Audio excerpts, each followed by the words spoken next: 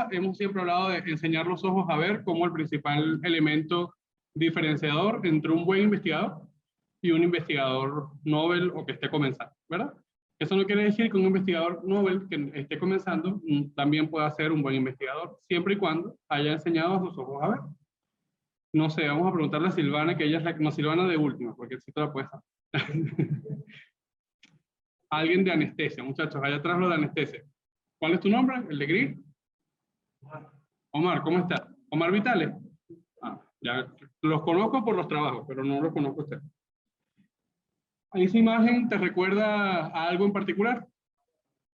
El Mago de Oz. Muy bien. Si lo ponemos en color, ahora podemos ver más o menos la metáfora del Mago de Oz sobre su protagonista y sus tres acompañantes, que cada uno tenía un temor propio con la que hacía que ella se confundía y que tomaba malas decisiones, ¿verdad? Es tal cual ustedes cada vez que llegan al departamento. Van al lado de los factores de confusión, los sesgos ahí abrazaditos de ustedes, y la triangulación divagando y engañándolos para que no hagan nada, ¿no? Eso es básicamente lo que ustedes hacen. Y lo que quiero que ustedes entiendan ahora es cómo evitar que ellos estén por lo menos abrazados a ustedes. Van a estar cerca, pero ustedes los pueden identificar y avanzar en su camino, ¿no? Hablar de observación como investigación, ya lo hemos hablado en todo INNOVA, y realmente entender los dos enfoques distintos entre epidemiología e investigación clínica es lo más importante. De hecho, si vamos desde el punto de vista conceptual, ya hemos hablado de esto en otras oportunidades, pero en ambos enfoques existe un común denominador, que es la forma en la que ambos, utilizando los datos disponibles sobre una variable común de la muestra, para hacer una estimación válida sobre su parámetro poblacional correspondiente o subyacente, pero que es desconocido. O sea, todos tratan de asociar fenómenos de su medio. El epidemiólogo trata de analizarlo desde el punto de vista estadístico y el investigador clínico le trata de dar relevancia clínica. Esas son básicamente las dos diferencias. Si nos casamos con la idea de que para poder tener relevancia clínica tenemos que tener significancia estadística, estamos cometiendo un error, pero evadirla es también otro error. Cuando hablamos de eso, hace referencia justamente a sesgo y triangulación. O sea, si nosotros no hacemos un buen diseño metodológico, no controlamos adecuadamente los sesgos, y si además no hacemos uso de las herramientas epidemiológicas adecuadas, no estamos aplicando la triangulación a nuestro estudio. Ya eso lo vamos a entender más adelante. Esto realmente no busca ser una clase más de INNOVA, sino un conversatorio para aclararle todas las clases de INNOVA fuimos haciendo hincapié en que el sesgo y la triangulación lo íbamos a tocar aparte, porque son un fenómeno común para todos los diseños de investigación. Ariadne, por ejemplo, que en todo tu examen tenías en tu cabeza la palabra sistemática, sesgo sistemático y sesgo sistemático. Ariadne, ¿tú puedes decirnos ahorita a todos qué es para ti ese sesgo sistemático? Sin pena, Ariadne, ninguno sabe.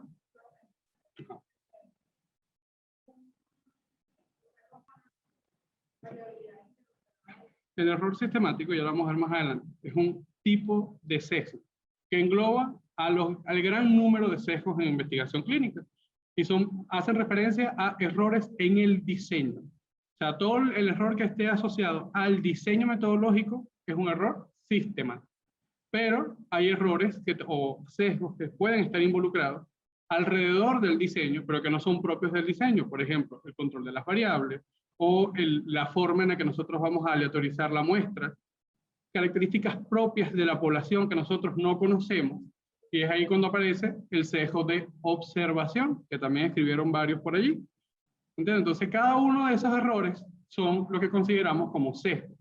El sesgo, en pocas palabras, es un error en el sistema. O sea, un error o en la forma en la que yo interpreto la variable, o la forma en la que mido la variable, o la forma en la que interpreto la variable. Pero la variable per se tiene también un sesgo potencial, que es otro tipo de sesgo. Cuando el sesgo no está en el diseño, en el investigador, sino en la propia muestra, es un sesgo potencial. Si el sesgo se encuentra en el investigador, es un sesgo sistemático. ¿Ves la diferencia? Y por eso te decía, no es todo el mismo sesgo. O sea, sesgo sistemático no es todos los sesgos, sino un subgrupo de sesgos. Esa es la principal diferencia. Para tratar de conocer si esa observación es válida, tenemos entonces que hacer una estimación de esa observación. ¿Qué es lo que nosotros queremos ver? O sea, si realmente nuestra muestra es estadísticamente significativa. Cuando hablamos de significancia estadística, estamos hablando de si la estimación observada es válida desde el punto de vista matemático. Si no, hacemos referencia al sistema. Entonces, un sesgo. ¿Sí? Para conocer bien si esa estimación que estamos observando es real, eso se va a fundamentar tanto en un tamaño muestral adecuado como una aleatorización adecuada, si el diseño lo exige, porque muchos diseños no exigen la aleatorización, y la exclusión del error sistemático. A mayor error sistemático, un tamaño muestral inadecuado y un error en aleatorización, vamos a tener una menor estimación de una observación real. Entonces, no dejamos de ver, pero no observamos, que es el principio de la investigación. Desde que comenzamos el módulo 2, nos hemos ido pasando desde la exposición o la intervención a los resultados, ¿verdad? O sea, cómo vamos a construir un diseño adecuado para considerar si lo que estamos viendo, si lo estamos viendo es entonces una exposición, y si lo estamos nosotros modificando en el paciente, es una intervención hasta lograr un resultado común. Pero en el medio de esa vía, entre la exposición y la intervención, aparecen múltiples variables que nosotros no podemos controlar. Podemos estimar, pero no podemos controlar. Muchos de ellos podemos llegar a controlarlos si lo planificamos en el diseño. O sea, si ustedes en el diseño estiman bien su muestra, conocen bien su población, hacen un buen cálculo muestral, controlan los sesgos. Pero si no hacen eso, entonces tenemos nosotros que después de haber hecho el trabajo de investigación, ajustarnos durante el análisis, que es más difícil. Es mucho más difícil y le resta importancia a su trabajo. Entonces vamos a tener dos vías, que son las dos vías que conocemos desde el principio del año: los estudios experimentales y los estudios observacionales. Vamos a preguntar a Ale, de cirugía cabeza y cuello. Ánimo, mi gente. Ale, una pregunta: ¿cuál es la diferencia entre los experimentales y observacionales? Disculpa que le pregunte, muchachos, pero necesito ir sabiendo si de lo que yo estoy hablando todos lo están entendiendo para poder avanzar. ¿Vale? Muy bien. No interviene. En los observacionales evalúas una exposición y en los experimentales intervienes. ¿Me entiendes? Esa es la diferencia clara. Porque en ambos puedes comparar, no en todos los diseños. Rosito, tú que has venido todas las clases consecutivamente. Espero que respondas bien porque... Hay diseños, o sea, nómbrame dos diseños observacionales donde puedas hacer comparación. Dilo duro. Cohorte y... Muy bien, Rosito. No vengas al cuatrimestre. Alexander, tranquilo. Entonces, sí. Sí pueden, muchachos. O sea, sí pueden comparar haciendo un estudio observacional. En los estudios observacionales tienen los descriptivos y los analíticos, ¿verdad? Los descriptivos no comparas, solo describes, me cuentas, me muestras una realidad. Y en el analítico puedes comparar, contrastar a través de la exposición, no la intervención. Ahora, vamos a ver a alguien de ginecología pisopélvico, muchachos, allá atrás. Tú estás volteando a ver hacia atrás y eres tú. Se volvió. Muchachos, tú, ajá, te reíste. Perfecto. ¿Cuál es la diferencia clara entre, por ejemplo, un estudio caso control y un estudio cohorte?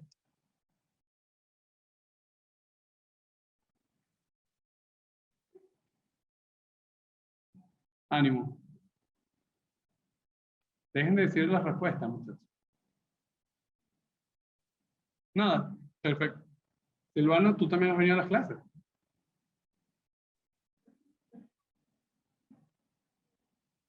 Sil, deja de preguntarle a tu R2 que tú tienes que pasar tu módulo solo.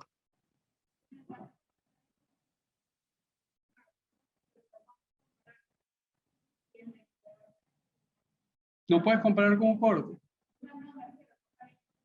Ah, muy bien. Trata de explicarlo bien para el examen. Ok. Chévere. Entonces lo que quiero que ustedes vean, muchachos, entre exposición e intervención hay dos formas distintas. Si yo modifico la variable, es una intervención. Y si yo simplemente evalúo variables distintas en una misma población, estoy viendo una exposición. ¿Sí? Una cosa es que yo vea y otra cosa es que yo modifique. La experimentación es observación. La exposición es observación. La intervención es una modificación sobre la población.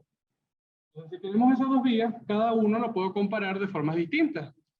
En estudios observacionales también podemos hablar de sesgos. Sin embargo, los estudios observacionales, al ser dirigidos a una exposición, debemos utilizar el término adecuado. Y el término adecuado son factores de confusión. Los factores de confusión son aquellas variables que pueden estar asociadas o no a la exposición de interés y que pueden entonces modificar el resultado. Eso quiere decir que es otra característica del paciente que puede estar en relación con la característica que yo estoy evaluando y me modifica el resultado. Un ejemplo de eso es lo que siempre hemos puesto de ejemplo en todo Innova, que es los pacientes, por ejemplo, con hipertensión y nefropatía. Yo estoy evaluando dos exposiciones, ¿verdad? O una exposición y un resultado. Mi exposición es hipertensión y mi resultado es nefropatía. Pero si yo no excluyo, por ejemplo, a los pacientes con diabetes, la diabetes está relacionada con la aparición de nefropatía también. Entonces, eso es un factor de confusión. O sea, toda aquella variable que puede estar relacionada tanto con exposición como con el resultado que me modifica la interpretación adecuada. Entonces, tengo que controlar ese factor de confusión.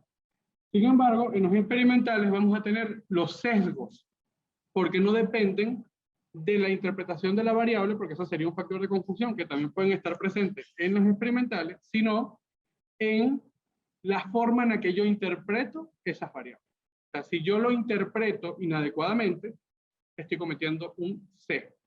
Vamos a definir entonces sesgo como una interpretación inadecuada del fenómeno que genera o limita la asociación entre la exposición de interés con el resultado de interés. Dos diferencias claras. Sesgo es como yo interpreto de manera inadecuada esa asociación, mientras que confusión es una característica relacionada tanto con exposición como con el resultado que me modifica esa asociación. ¿Entendió o no se entendió? Sí quedó claro, ¿verdad? Cuando le hagamos referencia a esto en los instrumentos de recolección de datos, lo que le estamos diciendo es eso. Ajuste bien sus factores de confusión. Y nosotros, al no ser expertos en todo lo que ustedes son expertos, no vamos a poder tener una observación clara del fenómeno. Ustedes sí. Entonces son ustedes los que deben decirme a mí, mire doctor, por ejemplo, los muchachos de cirugía pediátrica, que al principio tenían muy buen diseño, pero había muchos factores de confusión porque no estaba delimitado el proceso. En lo que se delimitó el proceso, se ajustaron los factores de confusión. Pero tuvimos que sentarnos, no sé, doctor, como ¿cuántas veces? 5 o 6 veces, ¿verdad? Pues ¿cómo usted le explica a un internista una cosa que manejan los pediatras, cirujanos pediatras? Sabrá Dios. Entonces, son cosas que ustedes tienen que estar claros. Nadie más que ustedes para ajustar los factores de confusión. Nosotros podemos ayudarlos muy bien a controlar los sesgos, pero ustedes tienen que saber muy bien cómo controlar sus variables de confusión. Ahora, para yo poder reducir el sesgo y los factores de confusión, me apoyo en la triangulación. Entonces, ¿qué es la triangulación? Parucho, ¿qué se te ocurre? ¿Qué respondió Parucho? ¿Qué es triangulación, Parucho? Habla duro, Parucho.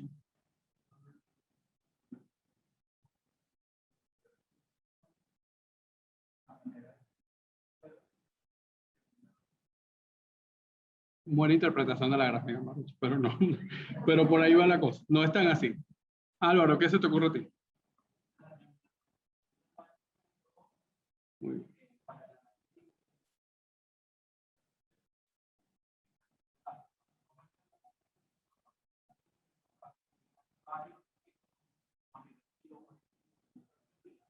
Ok. Ok. Ok. Eso está bien, pero lo importante que ustedes se lleven es que triangulación son los métodos de ajuste de los sesgos y los factores de confusión. Métodos es la palabra clave. ¿Entienden? Cuando se le pregunte qué es triangulación, ustedes responden. Son los métodos por los que ajustamos los sesgos y los factores de confusión. Y listo, sin enrollarse con mayor contexto teórico de hacker, no, nada de eso. Métodos por los que ajustamos. Y más nada. Ahora, si ya sabemos esos tres conceptos que son tan importantes para que ustedes empiecen a interpretar bien los ensayos clínicos, los estudios observacionales, lo que sea, lo que yo quiero que ustedes vean es que cuando decimos, yo quiero que, doctor, es que yo quiero en mi servicio generar una plataforma donde yo vaya llenando todos los datos de todos los pacientes que lleguen y yo después de allí saco los trabajos de investigación. Eso es un error total. O sea, nosotros podemos tener una base de datos, ¿verdad? De dónde sacar las variables que queremos estudiar, que es muy distinto. Que ustedes digan, yo tengo una historia digital donde yo ahora quiero evaluar los, no sé, factores de peor pronóstico en pacientes con COVID de la clínica, pero tenemos claro las variables que vamos a buscar y voy a la base de datos y las saco de ella. Es distinto a yo llenar datos a lo loco, ¿verdad? Para saber a Dios cómo interpretar. No ajuste factores de confusión, no estoy controlando los sesgos y no vamos a poder tener métodos de triangulación porque no estamos ajustando lo que queremos ver. O sea, tenemos que enseñar los ojos a ver. No se facilita el trabajo cuando ustedes recogen los datos en una tabla en Excel ahí a lo loco, porque eso realmente no sirve para nada. Hay que estar consciente de lo que queremos y establecer una tabla en Excel con cómo lo vamos a llenar, que es la operacionalización de variables. No, pero ese término es como muy complejo para lo que realmente significa. Y yo creo que la doctora de cirugía, de cirugía pediátrica puede saberlo. O sea, es tener claro y saber lo que vas a medir. De nada te sirve que tú pongas allí 10.000 variables, porque 10.000 variables no lo vas a interpretar. Son las variables y cómo lo vas a hablar. Mayores de 10 años, menores de 10 años, punto. No me interesa que el paciente tenga 2, 3, 4, 5 meses, mayores de 10 y menores de 10. Listo. Si es así, ¿no? Si quieren valores ordinales, también puede ser. Ahora bien, hay una relación lineal entre el error sistemático que bien Ariadne defiende con el error aleatorio. El error aleatorio es lo que depende de la forma en la que yo tomo la muestra, y el error sistemático es un error en el análisis de la muestra. Eso a su vez va a jugarnos también, tanto en pro como en contra, de la observación, si nuestra observación es real o no lo es. Y todo va a estar sustentado en un tamaño muestral adecuado. Por eso es que lo primero es hacer un cálculo muestral adecuado. Si no tenemos un cálculo muestral adecuado, entonces tenemos toda una alteración porque no controlamos el error aleatorio. Eso es lo primero. Y el cálculo del tamaño muestral es el inicio de los sesgos sistemáticos. Entonces, si no hacemos un buen cálculo muestral, no podemos controlar ambos errores, el sistemático y el aleatorio. Ahora bien, a mayor fenómeno observado, vamos a tener que tener una menor muestra, que es lo que quiere decirle la gráfica. O sea, si la observación es tan grande como, por ejemplo, cuando la saturación está por debajo de 94 en los pacientes con COVID, tenemos que ponerle esteroide. ¿Sí o no, Arián? Sí, ¿verdad? Entonces tenemos que ponerle esteroide. Eso es una observación fuerte. Todos sabemos ahorita que por debajo de 94 tenemos que ponerle esteroide. Si ustedes quieren hacer un trabajo en COVID aquí, no es necesario un cálculo muestral grande. Si tú me dices que la población va a estar en pacientes desaturados, porque el fenómeno observado es tan grande que ya la muestra puede ser pequeña. Y tú haces un subestudio, no sé, ventilación mecánica invasiva versus cálculo de alto flujo, ¿sabes? ¿Entiendes? Pero necesitamos una población más pequeña porque el fenómeno es fuerte. Ahora, dentro de ese mismo fenómeno pueden haber factores de confusión. ¿Cuáles se te ocurren? Vamos a ver a alguien más de... Tiene que ser medicina interna. Parucho. ¿Cuál crees tú que puede ser un factor de confusión entre esteroides y COVID desaturado? Bueno, yo creo que aquí todo el mundo sabe de COVID porque todo tiene un familiar y todo el mundo... Ajá. Las comorbilidades. Muy bien. Y dependientes de la exposición que estás hablando, que es esteroide, ¿cuál sería? Que dependa del esteroide. Una variable que dependa del esteroide, no del paciente. La dosis, ¿verdad? Dosis altas, dosis bajas.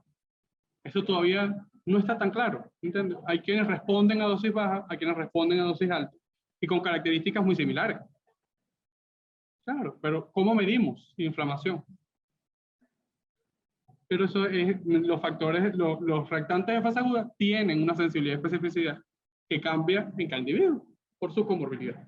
¿No entiendes? Entonces, vean lo complejo de eso. Ajustar todas esas variables va a ser prácticamente imposible. Pero bueno, ustedes tratan de ajustar lo más que puedan. Eso es lo que quiero que se lleve. Ahora bien, en todo esto aparece un fenómeno que nunca vamos a poder controlar, que es el fenómeno que ocurre que no depende ni del error sistemático ni del error aleatorio, que se llama efecto Hunter.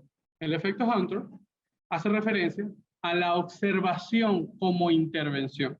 ¿A alguien se le ocurre que puede ser eso? Félix, a despertarse. Ok. Cuando ustedes le dicen a un paciente, los voy a incluir en un trabajo de investigación, el paciente se siente expuesto. Se siente que el paciente está siendo evaluado constantemente. Ese es el mejor ejemplo. Cuando tú le dices a un paciente, te voy a medir la frecuencia respiratoria. Hasta el que está para ventilar, o sea, el que no está para ventilar, hay que ventilarlo porque llegó a 150, si es ansioso. Y si es una persona demasiado controladora, está para ventilar y empieza a respirar 16 respiraciones por minuto, como que si no estuviese pasando nada. ¿Entiendes? Porque el paciente tiene la potestad sobre su organismo, si él lo controla. Si él lo controla. Ese es el efecto Hampton, ¿no? Si lo revisamos históricamente, como todo en la investigación, justamente nació desde la investigación, o sea, desde fenómenos de investigación. Hace ya un tiempo, en un sitio específico en Estados Unidos, trataron de hacer un estudio sobre la población, para mejorar la calidad del trabajo en la población que estaba siendo evaluada en esa empresa, ¿no? Y trataron de comprobar la posibilidad de aumentar la productividad de sus trabajadores, aumentando o disminuyendo la iluminación. O sea, si yo les pongo más luz, trabajan más, y si les pongo menos, entonces trabajan menos porque le da más sueño y todo lo demás. Eso es lo que ellos asociaron con hipótesis. Luz alta versus luz baja son los dos grupos. Doctora Ale y doctora Gago. Es un estudio observacional, donde voy a comparar, ¿entiendes? Yo solamente estoy evaluando la luz baja y luz alta, y los agrupo. Los que trabajaron con luz alta versus los que trabajaron con luz baja, ¿no? Y ahora lo evalúo en el tiempo y me doy cuenta al final que es el resultado, ¿no? Esta es la exposición y ya tenemos el resultado. Resulta que todos mejoraron. Tanto los de luz baja como la de luz alta mejoraron. ¿A qué fenómeno tú le puedes atribuir eso, Cecilia? Que el jefe lo estaba viendo, ¿no? Es como cuando tú le dices a los muchachos de cirugía, haz la cirugía y el cirujano se va, o el cirujano te dice, yo te estoy viendo, ¿no? Empiezan ustedes, ya voy mi Dios, ajá, ¿cómo hago este nudo? O sea, porque sientes la presión, entonces haces consciente el acto que estás haciendo. En un estudio donde todos los grupos de estudios mejoran, ¿a qué causa le podemos atribuir eso? O sea, ya no es la luz. Entonces, si tú tenías esa hipótesis en la que decía que la luz alta era mejor para el trabajo y ahora resulta que todos mejoraron. Siempre piensa en factores de confusión. Algo pasó, no es simplemente la exposición que estás evaluando. Hay factores que influyen. Después de haberse hecho ese estudio, en 1925, apenas en 2009 fue que se pudieron adecuar los factores de confusión del estudio. Y se dieron cuenta de los resultados reales de ese estudio. Resulta que en Estados Unidos la temperatura estacional influye más sobre la actividad laboral que otra, y es por eso que los horarios laborales en Estados Unidos cambian en función a la estación del año. Y además el ciclo laboral también, o sea, no era lo mismo que los pacientes venían del trabajo manual al trabajo menos cansón, a los que venían del trabajo cansón al trabajo manual. ¿Sí? Es lo que quiero que ustedes vean. O sea, hay factores que pueden influir sobre esas dos variables y que no son lo que estamos observando. Eso mismo pasa, ya tú lo pusiste con la frecuencia cardíaca, pero por ejemplo, ¿cuál de los siguientes factores? Y esto es para, no le voy a preguntar a medicina interna, los muchachos de radioterapia tienen que tomar atención también. No, a Chiqui, tú eres RAN y quieres radioterapia. ¿Cuál de los siguientes factores influyen en la toma de tensión arterial? Llenado vesical, tiempo de espera o la asociación de dolor del paciente. ¿Cómo? Duro, Chiqui. Todos. Si el paciente tiene ganas de orinar, se me sube la tensión a cualquiera. ¿Entiendes? Entonces, todos son factores de confusión. Ajustar tanto esas variables de confusión es muy difícil, muchachos. Muy difícil, porque a lo mejor yo le pongo aquí 3, pero resulta que el paciente le angustia el clima del sitio, le asusta a la enfermera que lo está asistiendo, tiene un problema con el camillero que lo trasladó. O sea, eso nunca lo vamos a saber. Todo eso puede influir sobre las variables que estamos evaluando. Ajustar factores de confusión y sesgo es más fácil de lo que se ve. Lo que pasa es que quiero que ustedes estén pendientes de lo que tienen que hacer. No es medir una variable, es saber medir la variable y las que pueden influir sobre esa variable. ¿Sí? Hay diferentes sesgos de investigación clínica, pero realmente hablar de todos es, bueno, imagínense, pasamos aquí lo que queda del año y no hemos hablado de todos los sesgos. Voy a hablar solamente de los más importantes para la investigación clínica, ¿no? Hay tres grupos grandes. Los asociados a factores que se relacionan con la exposición del paciente y el tratamiento de la población de estudio. Del segundo grupo serían los factores que influyen en la inclusión de los pacientes, la toma de la muestra, y el tercero, los factores que afectan la evaluación y la medición. O sea, uno que puede ser controlado por el metodólogo si yo tomo bien una muestra, uno que depende de su interpretación clínica y otro que depende del estadístico que nos va a analizar. Eso es lo que quieren decir esos tres grupos. Dentro del grupo que está relacionado a la exposición, que van a ser controlados por ustedes, tenemos varios, 5 en total, de los más importantes, ¿no? El sesgo de información, el sesgo de observación y el sesgo de desgaste. Por allí varios escribieron observación, así que eso ya lo tienen bueno. Información creo que vi en 2 o en 3 planillas. El sesgo de información ocurre cuando un grupo de estudio o subgrupo tiene un recuerdo diferencial de la exposición o eventos antes del inicio de una enfermedad. Por ejemplo, ¿recuerdan el ejemplo que les puse hace 2 clases atrás de mi tesis del fellow el año pasado? Que tomamos la calidad de vida de los pacientes con tecnología en diabetes en los últimos 5 años. Y el fellow duró 1 año. ¿Cómo yo lo hice un trabajo de 5 años que el fellow duró 1 año? Haciendo uso de la memoria del paciente. O sea, yo los llevé con una encuesta guiada, estructurada, que tiene unas pautas de alineamiento bien especificadas de cómo se debe ir guiando el paciente en la descripción del fenómeno, que era la calidad de vida. Decirle al paciente, ¿cómo se sintió usted antes del monitor de glucosa o antes de la bomba de insulina? El paciente va a responder y tú debes llenar lo que él te responda, pero te estás apoyando en la memoria. Entonces, si estás apoyándote en la memoria, ¿a quién crees tú, Iván Let, que debemos excluir del grupo de evaluación?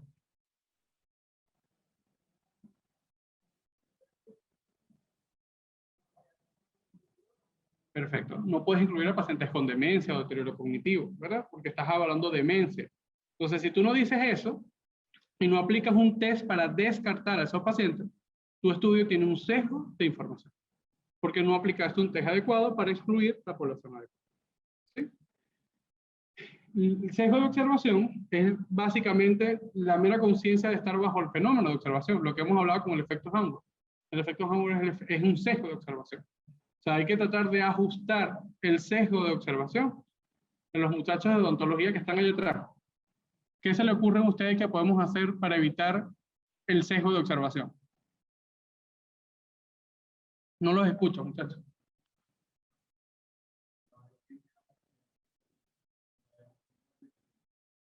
No, eso no es ético. O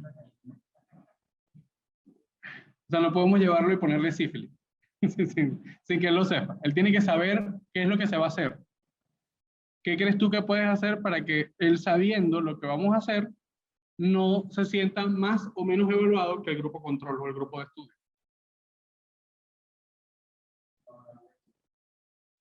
Eso tampoco es bioético. Tienes que decirle al paciente que va a haber un grupo que le vas a dar este medicamento y otro grupo al que le vas a dar medicamento.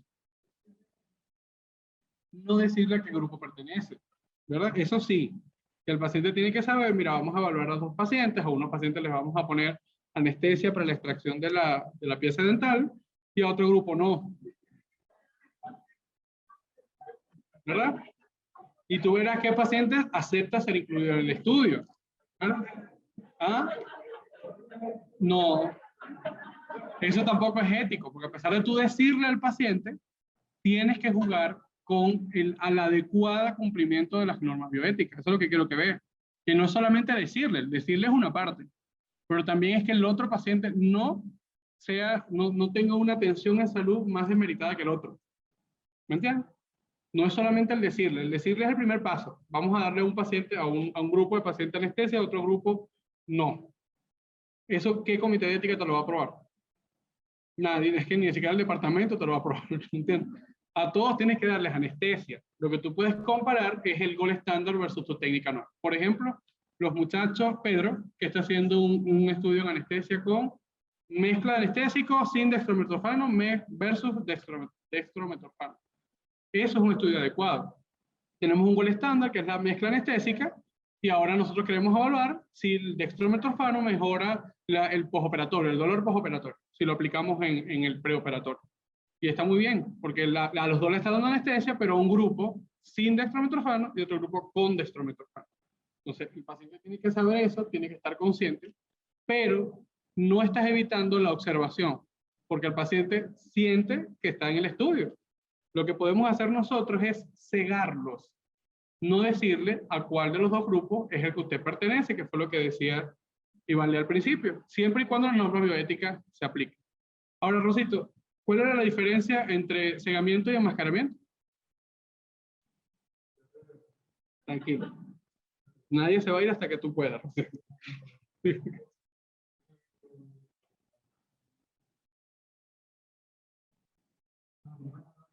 ¿Alguien sabe cuál es la diferencia entre cegamiento? Sí, vente.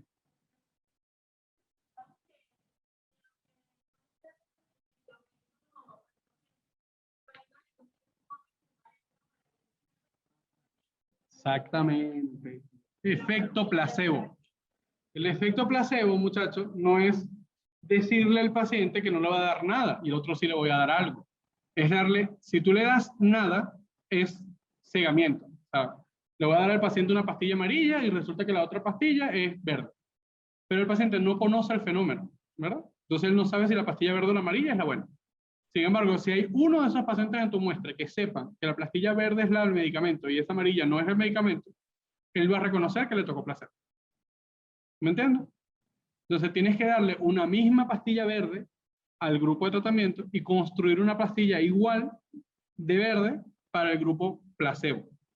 Y ese es enmascaramiento. Enmascaramiento es si yo al placebo lo hago parecer lo más real posible a la intervención, mientras que el cegamiento es aquel en el que no hago que se parezcan, sino simplemente le doy algo similar. Como decía Ceci, le das un pote a uno y un pote al otro, pero sin saber si el pote negro o el pote blanco es el placebo o la intervención. Si ustedes aplican el enmascaramiento, controlan realmente efectos ambos. ¿Entienden? Si no hacen enmascaramiento, sino cegamiento, el sesgo de observación es potencial. Porque pueda que un paciente o un grupo de pacientes reconozca bien que lo que ustedes le están dando no es lo correcto. Ahora bien, el sesgo de desgaste es aquello en lo que algunos participantes abandonan invariablemente el estudio por múltiples razones. Entonces, eso es lo que básicamente describimos como pérdidas. ¿Se acuerdan? Que yo le decía en los estudios de seguimiento. El rollo es que si usted quiere hacer un estudio de 20 años, muchachos, en 20 años a varios lo van a atropellar, a varios se van a morir. Llegó el COVID, mató a media muestra. Entonces, todo eso es un sesgo de desgaste. ¿Cómo podemos hacer entonces para controlar el sesgo de desgaste? Está en la lámina, muchachos. La regla de 5 y 20. Por cada 20 pacientes, si se pierden 5 está bien, pero si se pierden más de 5, ya se perdió, ¿no? Eso es desde el punto de vista matemático sencillo de hacer. Sin embargo, cuando la pérdida es mayor, o sea, puede que perdimos 8 de los 20, pero el fenómeno observado es tanto como el de esteroide y COVID por debajo de 94, ¿verdad? Entonces, yo puedo hacerlo, el cálculo a través de una fórmula en estadística que se llama atrición de la muestra, que ya se las expliqué en tamaño muestral. Yo le calculo la atrición de la muestra y si la atrición es menor a 2.5, entonces no hay un sesgo de desgaste, porque el fenómeno observado es alto, entonces me permite más pérdida. Si el fenómeno observado es bajo, la pérdida no puede ser mayor a 5. Eso es lo que quiero que se lleve. Y además hay una fragilidad en los hallazgos, o sea, que es lo que yo le decía, si el fenómeno observado no es tan fuerte, la pérdida tiene que ser menor. Ahora bien, los relacionados, ya para finalizar con este grupo, tenemos el sesgo informativo y el sesgo de selección. El sesgo de informativo es aquella en la que las variables potencialmente confusas, como afecciones médicas preexistentes, pueden no informarse. Por ejemplo, tú le dices al paciente, que esas son las limitantes de ese grupo de estudio, te voy a extraer la muela con y sin anestesia. Pero el paciente lo acepta porque hay un pago. Y no había comité de ética que te aprobara eso. O había un comité de ética que no era tan ético que te aprobó eso. Entonces el paciente por el pago omite la información porque necesita estar en el estudio para que tú le pagues.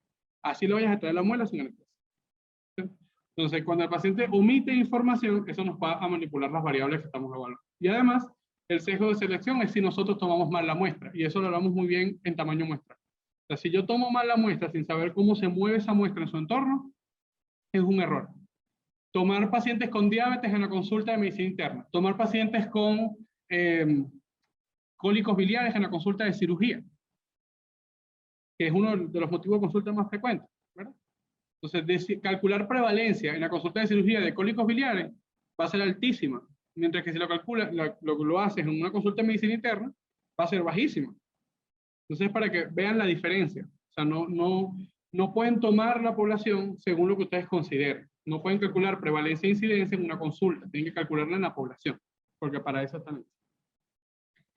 Ahora, los sesgos que están relacionados con la selección van a haber varios incluso. El sesgo de referencia, el sesgo de espectro a través del diseño de casos controles, el sesgo de espectro mediante la eliminación de sujetos indeterminados y el sesgo de espectro mediante el muestreo por conveniencia. De todo esto, yo se los voy a dejar porque ustedes tienen las diapositivas para que ustedes la puedan leer con calma y no se tengan que estresar por todas estas definiciones. Pero lo más importante es el sesgo de espectro mediante el muestreo por conveniencia, que era lo mismo que yo les decía. Si ustedes toman, no, yo le voy a evaluar insuficiencia cardíaca. Entonces, a los pacientes que les voy a dar, no sé, sacubitril/valsartán, aquellos que tengan NIHA 3 y 4, NIHA 1 y 2, y le voy a dejar con valsartán solo lo que tengas 3 y 4.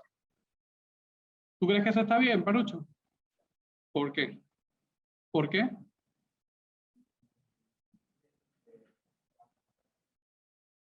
¿No está? No te escucho. No te escucho nada, Parucho. Si le voy a poner sacubitril/valsartán a los que tengan NIHA 1 y 2 y no a los que tengan 3 y 4. ¿Crees que eso es lo adecuado? La población no es heterogénea. Te estás diciendo que a los 3 y 4, que son los que están muriéndose más, no le vas a dar el tratamiento, y a los que tienen 1 y 2 le vas a dar el tratamiento. ¿Cuál va a ser el resultado? Sacubitril/valsartán mejoró la sobrevida en los pacientes con insuficiencia cardíaca, porque tú no se lo diste a los pacientes que se están muriendo. ¿Me entiendes? Entonces, ese es un muestreo por conveniencia. Y ese es el sesgo que más tenemos que ajustar nosotros. Y el sesgo de referencia es cuando no utilizamos el gold estándar. ¿Entiendes? O sea, por ejemplo, si tú sabes que los pacientes con insuficiencia cardíaca todos deben ir con un IECA/2 más un beta bloqueante más un antagonista receptor mineralocorticoides más un diurético si están en sobrecarga, ¿verdad?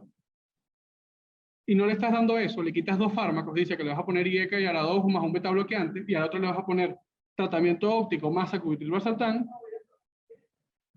va a seguir igual viviendo sacubitril/valsartán. Y no es así, fue porque tú lo dejaste morir, Parucho. Pila con eso. Ok. Y además vamos a tener los relacionados con las pruebas diagnósticas, ¿no? Que las pruebas diagnósticas dependen mucho de su interpretación y de su verificación. Esto lo vamos a ver bien en el módulo 3 cuando hablemos de métodos diagnósticos, ¿no? De especificidad, sensibilidad, valores predictivos y todo esto. Pero básicamente vamos a reagrupar los sesgos de interpretación y verificación en interpretación por variables indeterminadas o interpretación por variables a revisar.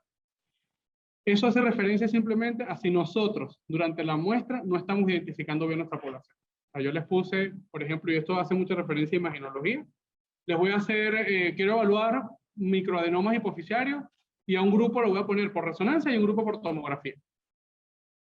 ¿Cuál crees tú que va a estimar mejor? Entonces, eso ya es un sesgo tuyo por no evaluar bien, determinar bien la población de esto. Y además, si no observamos bien, es un sesgo de revisión, que son aquellos fenómenos que conocemos como variabilidad intra o intra-observable. Y los de verificación hacen referencia a la incorporación y a la verificación diferencial. O sea, no es lo mismo que tú compares, el mismo que el que tú pasaste anteriormente, que tú compares el tamaño del microadenoma que estás viendo por resonancia que por tomografía. Es probablemente que la tomografía te lo estime incluso más pequeño. Si logras verlo, lo vas a ver más pequeño que la resonancia. ¿Sí o no, Rosita? Eso simplemente por la técnica. Y la incorporación es que ustedes no hagan adecuadamente es la transferencia del sesgo de conveniencia a la verificación de los datos. O sea, yo les voy a exponer al estadístico que me está evaluando esto, un grupo en el que le voy a poner puros microadenomas y otro grupo en el que le voy a poner macroadenomas. Tú estás haciendo una interpretación un sesgo por conveniencia y aparte el estadístico va a cometer un error en la incorporación porque él no conoce el fenómeno, él simplemente analiza datos. ¿Sí? Bien, ya para terminar, vamos a hablar entonces sobre triangulación. Y aquí no nos vamos a detener mucho, sino reconocer que la triangulación son los métodos por los que controlamos los factores de confusión y los sesgos. toda esa definición que está clara y esa es la definición real de triangulación, pues realmente no nos va a servir mucho si nosotros lo que queremos es saber qué es triangulación para ajustar nuestros valores. Básicamente tenemos que estar claros de que no podemos seguir midiendo las cosas por un solo método, y es ahí la diferencia en migrar desde la P a los factores de asociación, ¿no? Que hemos hablado. De nada me sirve a mí tener una P estadísticamente significativa y que eso no se asocie con la variable y la exposición de estudio. ¿Sí? ¿Me están preguntando o no? No. Aunque es que vi que levantaron la mano.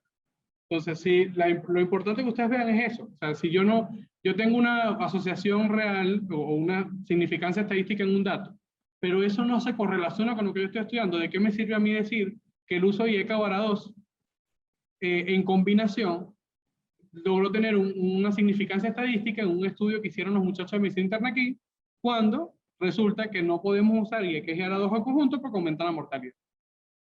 ¿Me entiendes? Eso es lo que quiero que vean. Tenemos que empezar a triangular, hacer significancia estadística con algún otro método estadístico para ver si realmente la asociación es real. Esto es un ejemplo clásico con la dislipidemia. ¿Se acuerdan cuando hablábamos de las estatinas en efecto placebo? Ustedes no han escuchado a todos los pacientes, ustedes le dan la estatina, ustedes lo de gastro que mandan demasiada estatina, ¿no? Muchachos, ustedes le ponen estatina al paciente y a los 2 meses, ¿qué te dice el paciente? Ricardo, no me acuerdo. ¿Ah? Andreina. ¿Qué te dice el paciente después que le pones la estatina? No los escucho. Ok, puede que te diga que se siente bien, pero el paciente generalmente viene a la siguiente consulta y te dice, doctor, y una pregunta, ¿eso no me da dolores musculares? Porque yo tengo un dolor aquí atrás en la espalda que yo creo que fue por la estatina que usted me dio, porque yo no tenía ese dolor y se lo quiere dejar de tomar. ¿No he escuchado eso? No es común en su consulta, o sea, los pacientes míos son los únicos que se quejan de las estatinas. Ok, bueno, puede ser un sesgo de interpretación. Pero eso está descrito. ¿Cómo? O que estoy buscando la miopatía cuando no es real, ¿entiendes? Pero eso está escrito, muchachos, y está escrito que no producen miopatías, ¿entiendes?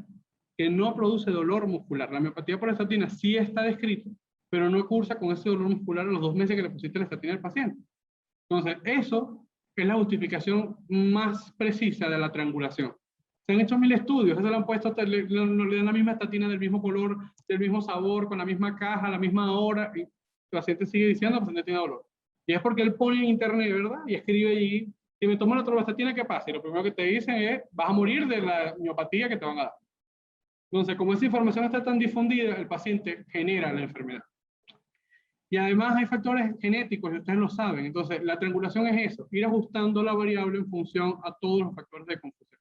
Haces un estudio inicial en el que tú controlas el dolor, evalúas el dolor y la estatina, y luego haces otro estudio en el que evalúas dolor, estatinas con placebo, y luego evalúas dolor, estatina con placebo, según un ensayo clínico aleatorizado, y en otro después lo controlas a través de randomización mendeliana. O sea, tú haces estudios genéticos y evalúas las enzimas que tiene el paciente.